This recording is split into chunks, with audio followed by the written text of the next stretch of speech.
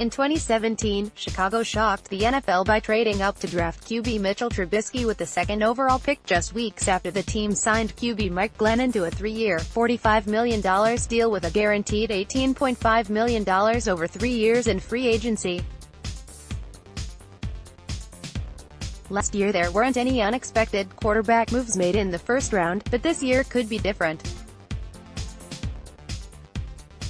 After the musical chairs of free agency ended, there are still many teams in need of quarterbacks, but not immediately.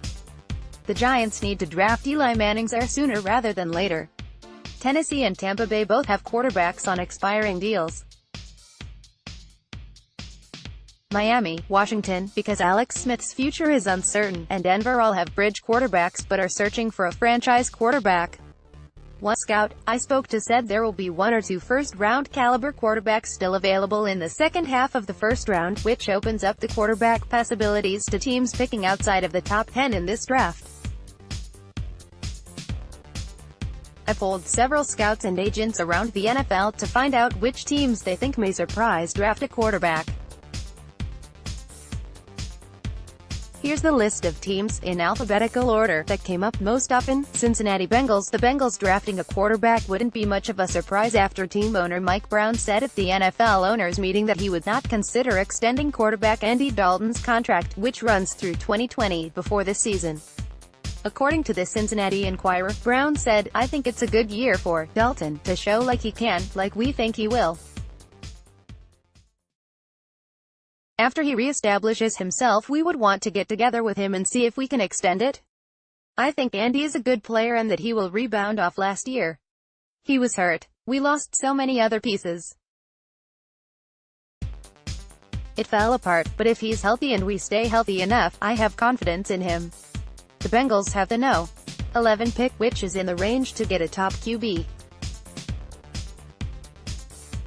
Cincinnati's first-year head coach Zach Taylor came up in the league as a quarterbacks coach, so he may have his eye on a rookie who he can mold in his own image.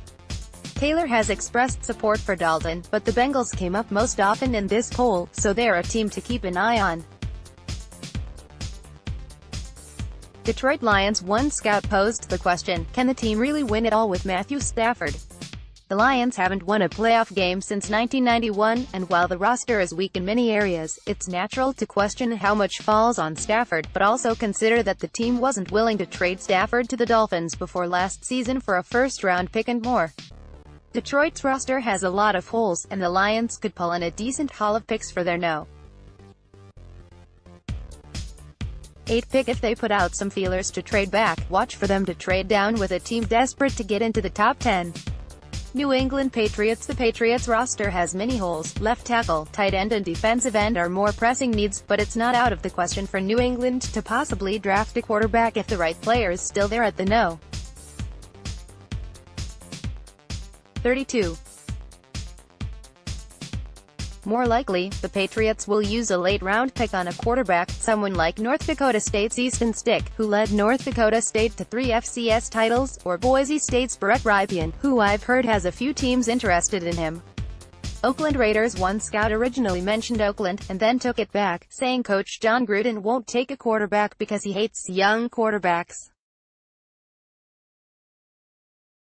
This is a good point about Gruden, but I still think there's a real chance Gruden's desire to remake a team in his own image will outweigh his dislike of inexperienced quarterbacks.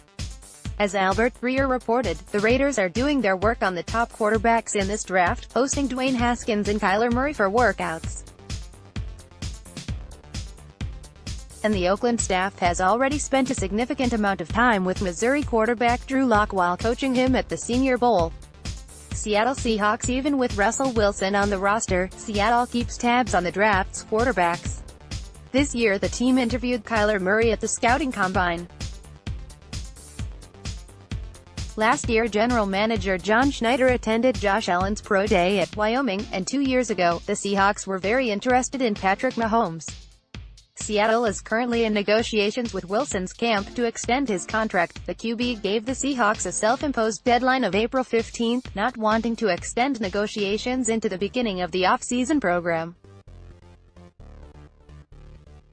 But Breer reported that Wilson will still be at the workouts whether or not he has a deal. However, if there's a quarterback whom Seattle likes still available in the second half of the first round, the Seahawks may go in that direction. Tampa Bay Buccaneers' new head coach Bruce Arians has spoken out with his support of Jameis Winston, but the 25-year-old quarterback is entering the final year of his 5-year contract.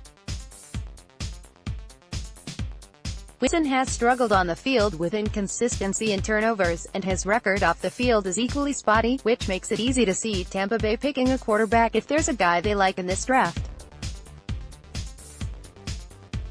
Will Winston take a real step forward in 2019? It may be easier for the Bucs to just move on without him. The Bucs pick 5th overall, which puts them in a good position to get a quarterback. The Pro Day circuit has officially concluded, and now we enter the phase of the pre-draft process where most teams will hold local Pro Days at their facilities. Prospects who played at colleges near the NFL team are invited to work out. These are helpful because the team does not have to use one of their 30 allotted visits on these local prospects and can use that visit on a prospect who is not in the area. Question or comment? Email us at talkback@themqb.com.